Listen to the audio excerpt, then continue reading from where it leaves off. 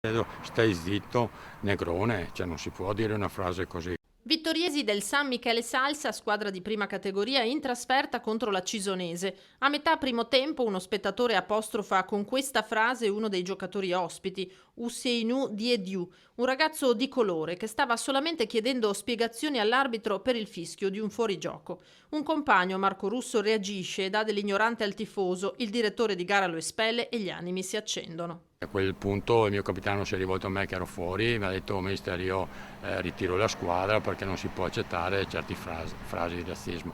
Le ho detto, ho parlato con la società e ok, puoi fermare la squadra perché non si può continuare perché c'era troppa agitazione tra i ragazzi insomma.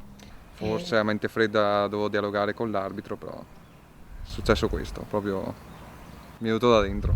Dal regolamento io non posso parlare con gli spettatori e mi ha espulso. Sì. Poi mi ha chiesto scusa a fine partita, ma mi ha detto che il regolamento dice quello. Andando giù verso gli spogliatoi, tra di me dicevo ma bisogna essere proprio persone ignoranti e dire certe frasi. E questa persona si è rivolta proprio nei miei confronti e mi ha detto sono stato io, hai qualche problema? Io no, però tu sei veramente un ignorante, le ho detto, le ho risposto così e me ne sono andato insomma.